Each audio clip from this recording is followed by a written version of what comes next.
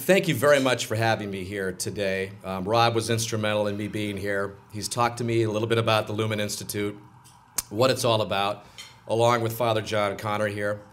And I just thought it was a great opportunity to share some of my passion for what I do and relate it to what your group is all about. Because I think the game of life is a lot like the game of sports. And the longer that I've been involved in what I do, which is really a dream job, the more I truly realize how related sports and life are. It's a cliche to talk about it, but in many ways, but it really is true. Focus, passion, perseverance, the ultimate game plan, that's kind of what I came up with to kind of explain all these things that I'm talking about. And I want to start talking about passion because I think passion is where it all starts. I think if you find out what you want to do and what you want to do that really, really makes you happy, gives you enjoyment, I think that really sets the foundation for what you're going to do for the rest of your life. As a kid growing up in Tucson, Arizona, the first thing I reached for in the newspaper every day was the sports page. I couldn't care less about the business page, which you guys all read all the time. I wanted to see the sports page. I wanted to look at the box scores. I was crazy about everything sports-wise. And it was just in my blood from the start, and I played all the sports growing up. But once I realized that I wasn't going to play shortstop for the New York Yankees, I said, how do I get involved in sports from a livelihood? How do I make this a part of my job, and how do I keep this passion going for the sports that I love? And I'd always been fascinated by the radio television aspect of the business. I would go to sleep at night. I lived in Tucson, Arizona. There was no pro teams. So in a way, it was kind of ironic that a kid from a college town would be so crazy about sports, but I was. I would listen to Vin Scully. We'd get all the Los Angeles Dodgers radio casts in the Tucson area, and I'd go to sleep with that radio and just imagine myself being Vin Scully and talking about games and doing that for a living. And I'd listen to Al McCoy of the Phoenix Suns up the road in Phoenix, who was just a great, colorful personality. So these are the images and visions that I still have from my boyhood. I had a fascination with radio and television. I actually do some impersonations that have kind of kept with me through the years, and I did them as a kid. And I'll share one quick story about an impersonation that almost maybe could have gotten me fired or at least reprimanded from high above. We were at Congressional doing the U.S. Open in 1997, and I'd been at NBC for 5 years. I was feeling pretty good about myself, and we would like to have some fun during the commercial breaks. And if you're unfamiliar with what happens in a telecast, we all have the headsets on. We go to commercial break. We'll be right back after this. Everybody else leads by 2. Okay, that's when the fun really starts. So we have President Clinton in office at the time, and Clinton is a golf fanatic. He wants to be in the booth at 18. At the time, Dick Enberg and Johnny Miller were doing the 18th tower. I was on an outer tower, and we took a shot of President Clinton in our booth observing what these guys do in the telecast and just having a great time listening to the U.S. Open. So we show President Clinton, and I'm on my headset, and I start going through this kind of lounge act routine of, oh, this is a great championship. It's good to be here. Sit next to the NBC guys. A lot of you are not familiar with my game, but it's really not too good. So I start, and about 15 seconds into this spiel, my producer, Tommy Roy, who's one of the all-time great sports live event producers, starts to panic because Clinton, unbeknownst to me, has been given an IFB, which in the business means he can hear everything that we're saying. So Tommy Roy, there's about 10 buttons in front of him in the control room in the truck. He's the whole brain trust of the entire telecast. For the first time in his life, he is choking, trying to find my button only to say, Danny, that's the president and he can hear you. So anyway, it was one of those lessons where you can have fun around a microphone, but just not too much, and know exactly where the President of the United States is at all times. Anyway, I go back to this passion that I had. In college, growing up, I went to the University of Arizona, so everybody was at this time, my senior year, trying to figure out what they wanted to do. There's no question what I wanted to do, but there was a real estate boom at the time going on in Tucson, Arizona. It was pretty significant. I mean, there was a lot of guys making a lot of money, And so all my friends seemingly were going to get into real estate, make it big, make a lot of money, and I guess be successful in their eyes. And they said, Dan, are you really going to do this sportscaster thing? It seemed like kind of a pipe dream to them. I said, I really, really love it, and I'm really going to give it a chance. And so they pretty much said, good luck, and we'll see how it all turns out. But I would go to a minor league baseball game in Tucson, Arizona, take a tape recorder by myself, go sit in the stands way above where no one else could hear me, and actually do the play-by-play with my score sheet in front of me. I would leave the house, and my mom and dad said, where are you going? And I had my tape recorder. They go, you're going to go talk to yourself in the recorder for a few hours? I said, yeah, I think this might really help me kind of get comfortable and all of that. And they kind of looked at me a little strange. But nevertheless, I did that. And I finally got to the point where I needed to get a job. I had a friend who had a dad who owned a radio station, and I got in to see the news director. And this is my first big break that I got to go for. And I had my resume, and I had all these things that I'd done as a public address announcer for the volleyball team at Arizona. And I went into his office, handed him my resume, and he said, great, go in the booth and start reading. So I went in the booth, started reading, and got the job, basically on my voice or whatever at the time. But I was so nervous the first time I got on the air. Quick story, I was doing the weekend newscast, and I was not hired to be a sportscaster per se. $5 an hour, I did the weekend news, starting the first broadcast at 6 a.m. in the morning. So I'm in the booth, and I'm doing, very first time I'm on the air by myself. I made a couple of cameo appearances, but now I've got the board in front of me.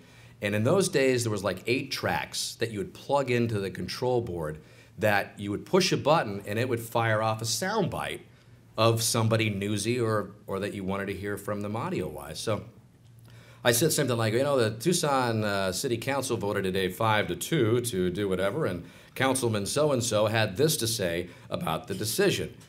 And I started to hit the button, it wouldn't go, it wouldn't go, it wouldn't go, it wouldn't go. And finally I hit it and it went, and I just blurted out this I'm sorry to say, this profanity, one single word. And as it came through my headset, it went into my headphones, which immediately, if you're in the business, you know it went over the air. So my heart is beating out of my chest, saying to myself, my first day on the air, I'm going to get fired. I look through the glass, and there's this crusty old DJ, and he's been there for about 40 years. He's reading the paper. He never listened to anything I said on the news. He was just in his own world. The paper goes down like this. He reaches for the talkback that can go into my booth, and he says, hey, Dan, did you just say what I thought you said? And I said, his name's Bill Mortimer, I'll never forget, and the look on my face was like a deer in headlights. I said, yeah, I go, just tell me I'm fired. Tell me my career is over right now. And he said, don't worry, kid. The only guys listening to you are the truckers going down I-10 right now. And they probably appreciated your candor. So anyway, got the job, did the radio gig for 2.5 years, went to the NBC affiliate that Rob mentioned, and that was a big break. I went into the office, and the news director said, yeah, Dan, I know who you are. You've been doing radio here in Tucson for a couple years, but look at those tapes I have stacked up. There's about 50 tapes stacked up in the corner of his room. They said, those are all people with at least 3 to 5 years of experience. This is the kind of market that we hire, people with that kind of experience. You've never done TV in your life. I said, I know I haven't. Please let me do an audition on the set. If I'm terrible, just tell me to go jump in a lake and I'll never bother you again. I just kept driving it. I just had this passion. I had this vision of what I wanted to do, and I knew this was my big moment, so I went out there, I did the tape, and I got a call from the next day, fortunately, and that was my start in television. But my first night on the air, you're so busy, your mind's racing. In those days, you were a one-man band. You put your own graphics in, your own scores, you wrote your copy, you delivered your copy to the teleprompter people, and you just did everything. I was so frazzled the first night I got on the air, I forgot to put makeup on. Here I am in my hometown of Tucson, Arizona. I'm looking like Dracula with the lights, the bright lights that are hitting me, and everybody, all my friends and my family watched me, and it was another one of those moments where I thought, I'm going to get fired the next day. Somehow I made it through that. I did 2.5 years of TV there. Then I went on to CNN Sports, where I met my wife, Hannah Storm. Just one of the great times of my life, not only getting to know her and eventually marrying her in '94, but it was a great moment, great break. You no longer have to send the tapes out. You're on a national platform and people are actually seeing you. So that's where NBC saw me, and I ended up going to NBC Sports and doing play-by-play, which I'd only been a studio person at the time, so play-by-play was a big jump. And I tell you, there was some really, really tough moments. I have to admit, I had never done play-by-play, and I'm doing an NFL game at Soldier Field, Chicago, and thinking to myself, what am I doing here? So through this passion and this drive, you get to these spots, and there's still that little bit of doubt in you. But you keep pushing through the door, and you keep moving on, and that love and that passion has continued to drive me today. And I really think it's the focus and that passion that enables you to persevere.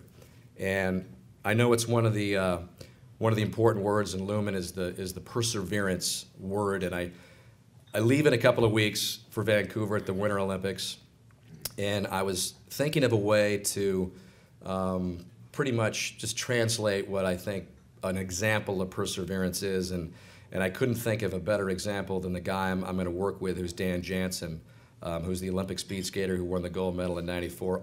A lot of you probably familiar with his story.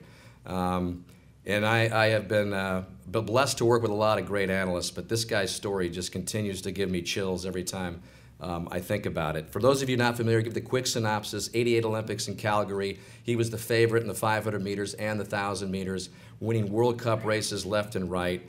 A few hours before the race, he gets a call. In fact, one of his roommates told me last month that he actually went in and had to wake him up and tell him that his sister was very close to dying of leukemia. Eventually, she died of leukemia just a couple hours or so before the race. He was very touch and go whether he wanted to race. He ended up racing. 10 seconds into the race, he falls in the 500 meters. He's an emotional wreck. And a few days later is the 1,000 meters. He's also the big favorite in that. He also falls in the 1,000 meters, so he's 0 for 1 in his Olympic experience and going through an incredible emotional, personal turmoil of losing his sister, Jane. 4 years later in Albertville, France, he's again the favorite in the 500 and the 1,000 meters. He stumbles again in the 500 meters. He finishes 4th just off the podium. And then he's so distraught again about what's been going on with this whole Olympic thing that he finishes 26th in the 1,000 meters. And then 2 years later, that's the time when they switched the winter and summer games, and so he didn't have to wait 4 years. And he's told me many, many times that he probably wouldn't have gone for another Olympics. He was so upset and so crushed. But it was just 2 years to wait for his final chance in Lillehammer. And by then, the media scrutiny had really built up. His story was nationally known, and the pressure that he was facing to finally get it done in his last Olympics was immense, to say the least. So again, he strolls into Lillehammer, and he is the favorite in the 500. He's won more World Cup races than anybody in the history of the sport, yet he's not an Olympic medalist. Much less an Olympic gold medalist, which a lot of people thought he might have 4 around his neck by then. So he gets to the 500-meter line, and he goes out, and again, he loses his balance a little bit 300 meters into the race. And if you're talking fractions of a second like you have to in speed skating, that's enough to get you off the podium. He finished 8th. So I can't imagine what was going through his mind when he had the 1,000 meters race, and he knew it was his final Olympic race of his career. The pressure, I mean, he told me he thought about not even racing that 1,000 meters. It was just too crushing. He was letting down all of these people that have followed him all these years from Milwaukee. He's one of 9 children. They were all there. The pressure to come through and finally get it done was unbelievable. He was in his hotel room the night before the 1,000 meters race, which was going to be the last of his Olympic career, And the nation was just trying to pump him up. He had bags and bags full of mail and faxes. Back then, there wasn't a lot of email going on, it's like there is today. But he was so disappointed. He was going through it, just kind of looking at some of the letters and the faxes that were rolling his way. And one of them was from Jimmy Buffett. At least it claimed to be from Jimmy Buffett. And it had 3 words on it. It said, "Blow the volcano." And he's a huge Jimmy Buffett fan.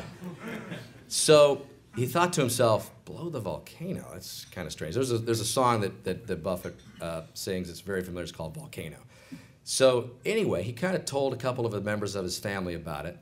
And he goes to the arena the next day for the 1,000 meters. And he looks up in the stands, and some of his family and friends are holding this sign saying, "Blow the volcano."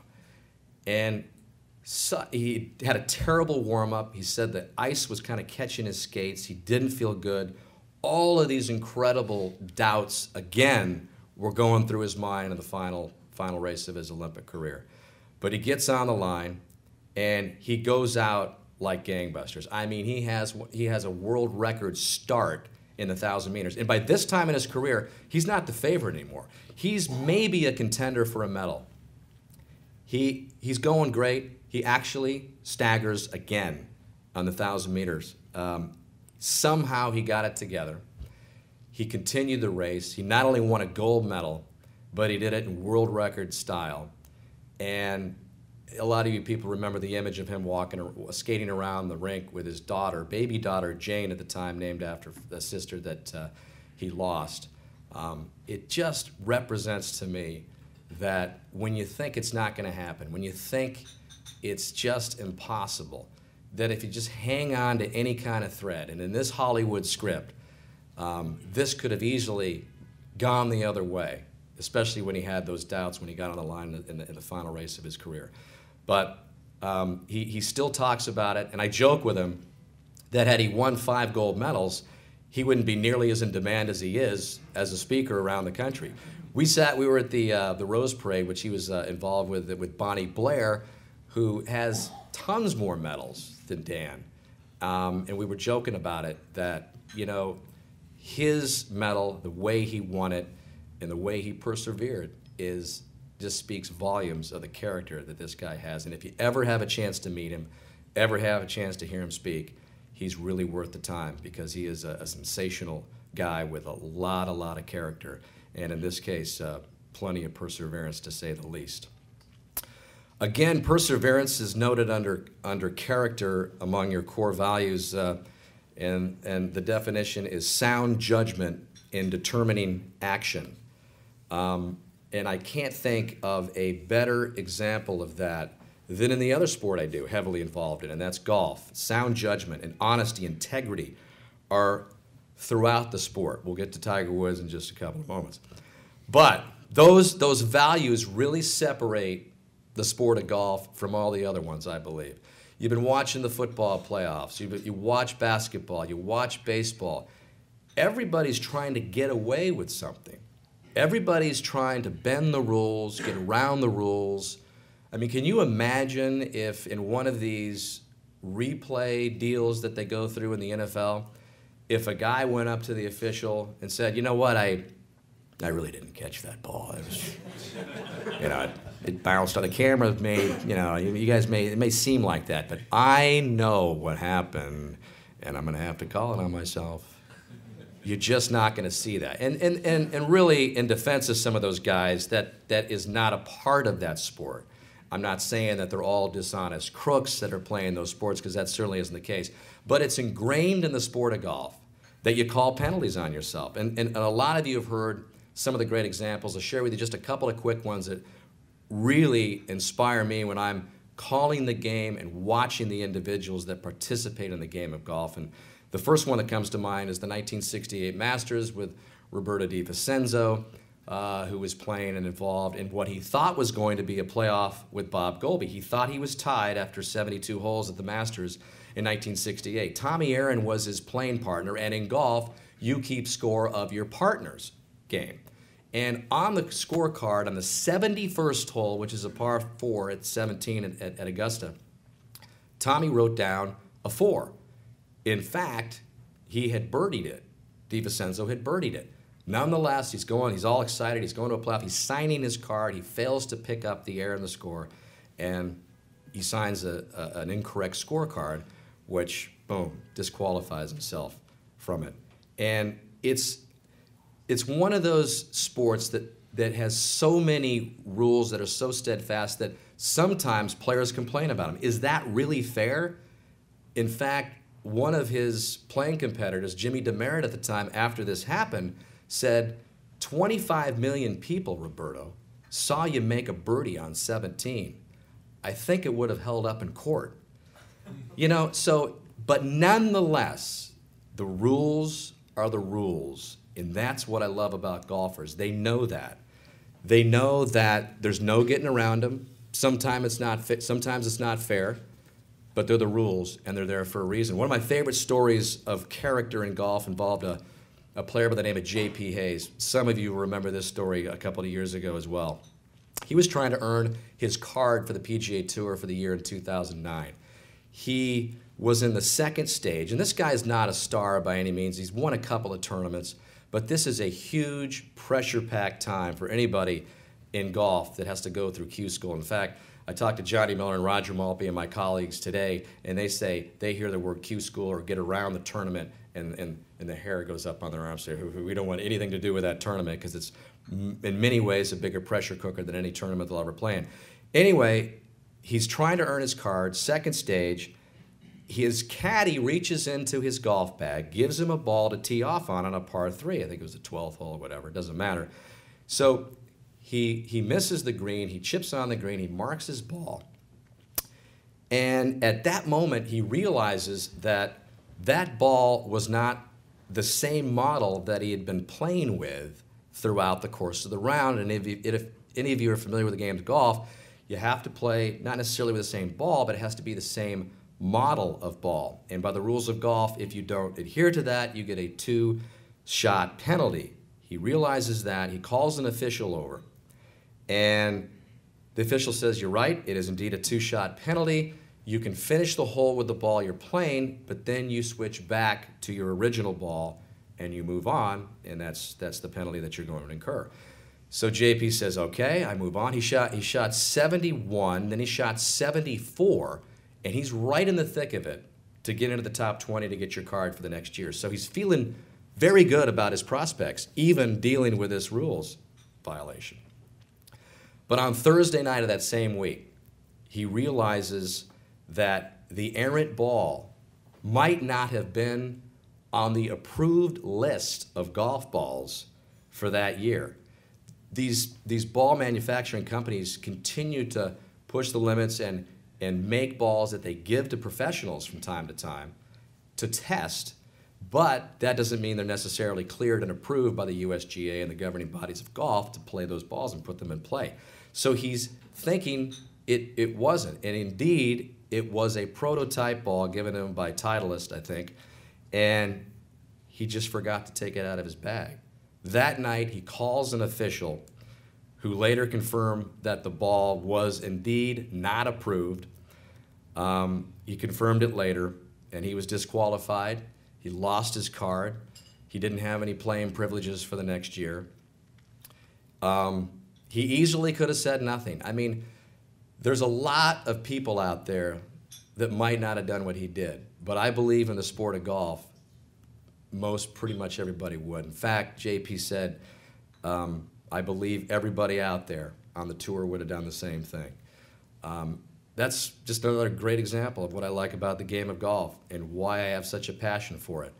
I think other sports could really benefit by adhering to some of these standards and some of the ways they think about the rules and how you operate and how you perform. It turned out to be a pretty good story for JP because he ended up getting a lot of sponsors exemptions. He was such a great example of what a person should be like. And I really believe, too, that if you do the right thing and you go above and beyond, you're going to get rewarded somehow, some way, if you take the best road possible that you believe is the right way to go. And in this case, JP certainly did. I've been blessed with covering a lot of athletes, a lot of great athletes through the years. People always ask me, you know, who you're most amazed with, who's had the greatest performance. And it comes down to one guy all the time as far as his incredible ability on the field of play, and in this case, the world of golf, and that's Tiger Woods.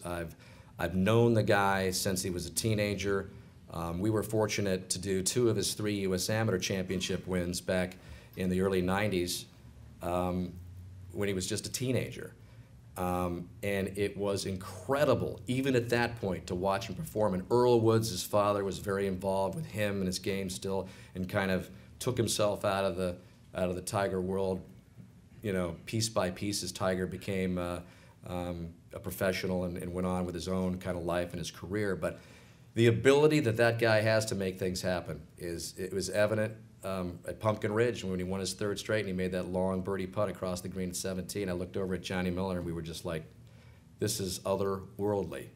And if you followed his career, it's amazing that one guy has had all that incredible, and I say fortune and I say luck, but I mean, it's hard to explain all the incredible things that have gone his way. He's worked hard, he's got great talent, and he does everything necessary to be the best golfer that he can possibly be. But there was always something in the back of my mind that just asked myself, why is everything heaped on this guy? Why is he the guy that holds out a shot at Pebble Beach to come back from 7 shots to win?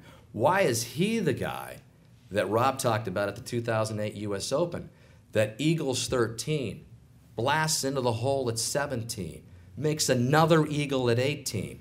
I mean, you can only rely on pure talent so much, I believe. And so I always kind of wondered about that. So nonetheless, here we sit, and he's taken one of the most precipitous falls in the history of sport, and the history of our society, at least, from a guy that was up here and worshiped to a degree for what he was able to do on the athletic field. And now everybody's read, everybody's heard where he's landed now and where he is. I think it would be, I was talking to Father John and some of the guys at the table here, I always believe you can make the positive out of this terrible mess that he's got himself in. How great would it be if Tiger Woods was able to be here, and now get back up to the top spot? I think it would be the completion of authoring one of the greatest stories that we've ever seen in sports and we've ever seen in society. There's a part of me that feels sorry for Tiger right now. That grainy piece of, that picture of him at the rehab clinic down in Hattiesburg, it's a depressing, sad thought. But I think if he could save his marriage, and his wife, who's going to really have to, I believe, have some spiritual help. I think it's in times like these that I don't know how people can operate without that kind of help. I think if she can lean on that, if she can lean on that spiritual guidance, and they can piece this thing together, I think the Tiger Woods comeback and the Tiger Woods family would represent one of the greatest stories we have ever seen. I want to add something else to it. I get asked everywhere I go, what happened to Tiger? Did you have any idea that all this was going on? And of course I didn't. I maybe wouldn't be surprised if there was a little something going on, but the scope of it all is absolutely shocking. But I keep thinking to myself, why would a guy veer this way? Well, I mentioned that I've known him for a long time. I knew his dad pretty well, and he and his dad and his mom's a great woman. She's really a pleasure to be around. They were married, but they really didn't have a great husband-wife relationship. Tiger's dad was around doing his thing in some of the ways that Tiger's been conducting his personal life. And I can't help but think that Tiger just didn't really have a mother and a father to look at that really set a great example for him. His dad was an incredible teacher of the game of golf, of getting Tiger to be focused, He was the Army veteran, the Vietnam vet, who instilled all of those great qualities in his kid. But really, in the end, I think, and this is just my opinion, but I think Tiger didn't get the most important schooling that he ever could have had. And that was seeing a love of a family, what a true family unit represents. And really, in the end, when you've got 14 major championships or however many titles around the world, what do all those titles mean when you don't have the greatest part of your game together? And that's your personal life, and that's your family, and in my opinion, your faith. I think none of those things mean a thing. And I hope and I think that Tiger is realizing the same thing. And I think it's going to be a powerful message like that, only like that, that I think he's going to be able to get himself out of the gutter that he's in. So that's my take on that. There was really no place for him to look for an example, and I think it's really been tough for him. There is another key word under the character core value which applies so well here, and that's self-mastery and controlling, one's passion and personal drive and success. And you can seemingly be on top of the world like Tiger was, and then all of a sudden you're not. So I think that is an important message to keep in mind. Finally, I don't think my time up here would be complete without a few words about my golf broadcast partner. I have really, truly been blessed, not only in the properties that I've gotten to cover, and there is a lot to being in the right place at the right time. I found a niche in golf.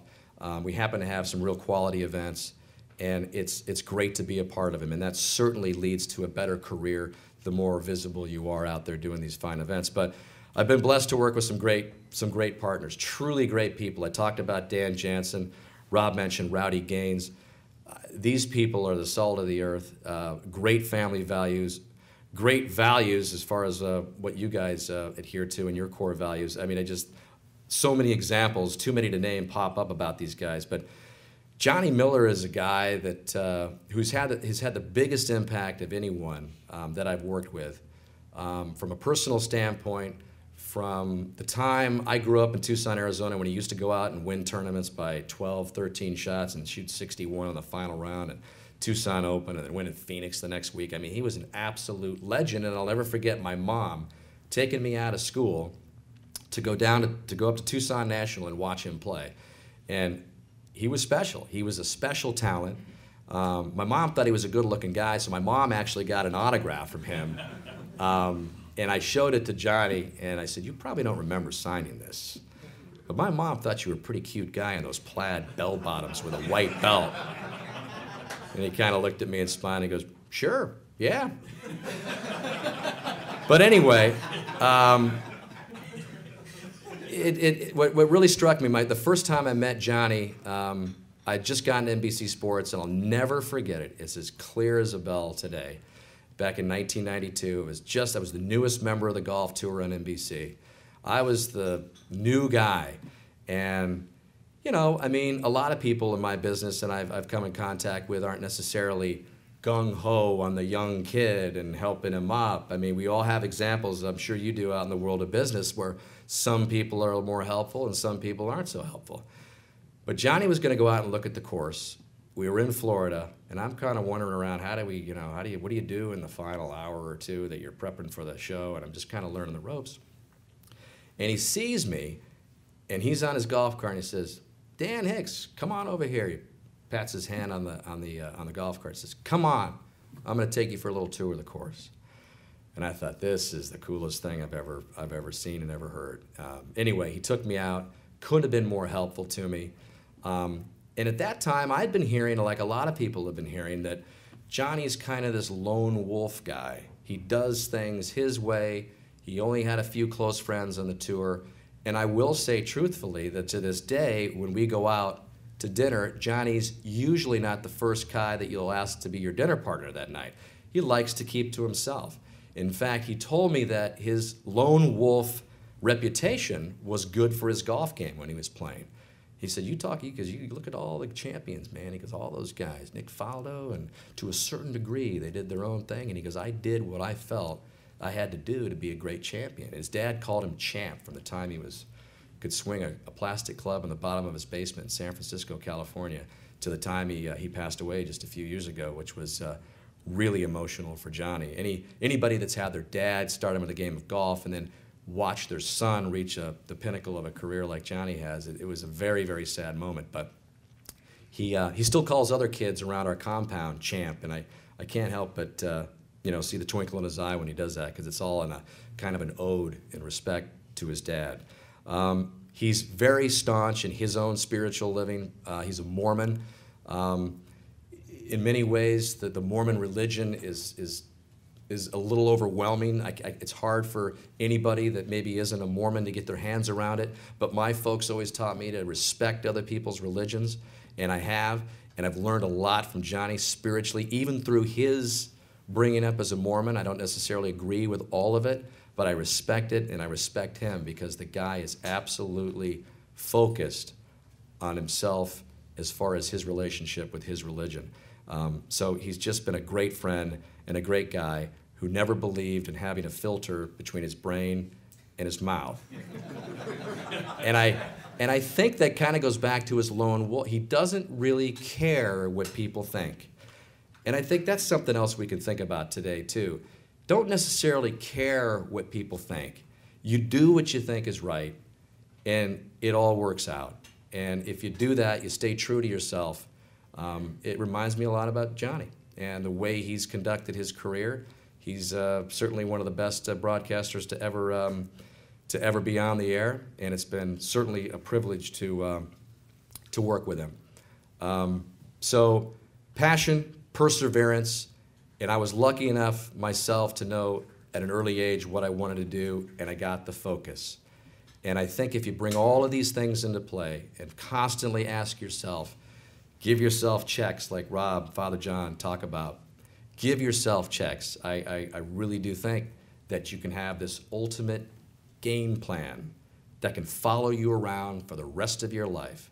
You tell your kids about it, you tell your loved ones about it, and if you adhere to this plan, in this case, focus, passion, perseverance, which has been a cornerstone of what I believe in, I think you're really going to be ultimately successful on and off the field.